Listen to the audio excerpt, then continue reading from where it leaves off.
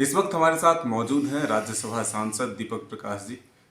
इनसे ही जानते हैं, आप संसद सत्र से शामिल होकर के आए हैं, कौन कौन से मुद्दे ऐसे थे जिसको आपने प्रमुखता से सदन में उठाया? देखिए, कई ऐसे मुद्दे ही नहीं बल्कि ये सत्र तो राष्ट्रपति जी के अभिभाषण और बजट का रहा,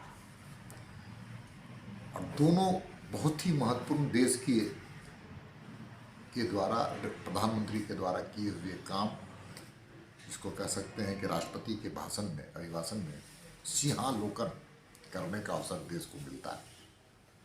और देश कैसे आगे बढ़ रहा है, किनके नेतृत्व में बढ़ रहा है, नरेंद्र मोदी जी के नेतृत्व में बढ़ रहा है, ये पूरा भारत जानता है। दूसरे तरफ आने वाले समय में हम बजट के माध्यम से इस देश की रूपरेखा कैसा बनाना चाहते हैं, किस वर्गों के लिए, किनके लिए, किस प्रकार से धन का आवंटन किया गया है, पैसे का आवंटन किया, इसका भी हम सब लोगों को जानकारी प्राप्त होता है बजट के सेशन में। दोनों का लाभ हम जैसे लोगों को मिला, देश को मिला, देश के नागरिकों को मिला।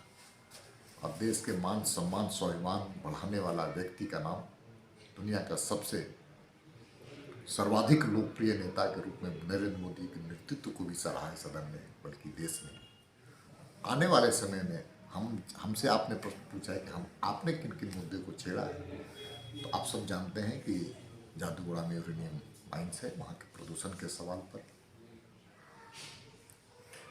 यहाँ पर संथाल बर्मा में एक सेंट्रल यूनिवर्सिटी और बने इस संदर्भ में, और साथ साथ में न्यायपालिका में नीचे स्तर तक कंप्यूटराइज सिस्टम हो और न्यायिक सेवा में काम करने वाले उनको रिफ्रेशमेंट कोर्स हमेशा मिलते रहे। इन सारे विषयों पर दीपक जी, एक और महत्वपूर्ण सवाल, नेता प्रतिपक्ष को लेकर के फिर से एक बार विवाद खड़ा हुआ है।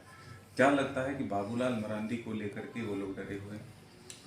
बाबूलाल मरांडी से सहमे हुए भी हैं, डरे तो हैं ही, सहमे हुए भी हैं।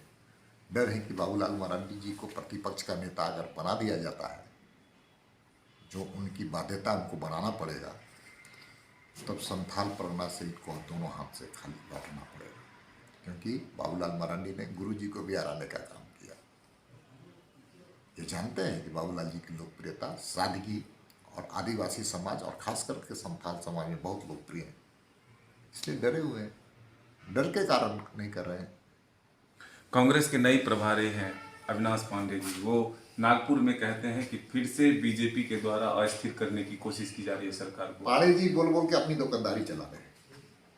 पांडे जी को इन तथ्यों की कोई जानकारी हो भी ना, भी झारखंड के बारे में कुछ नहीं जानते हैं, झारखंड की राजनीति को नहीं जानते हैं।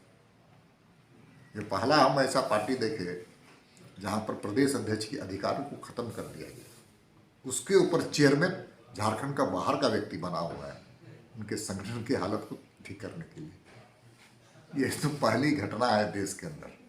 प्रदेश का अध्यक्ष के हाथों में कुछ नहीं, और एक संचालन समिति या कौन समिति बना करके बाहर का व्यक्ति उसका चेयरमैन बन गया।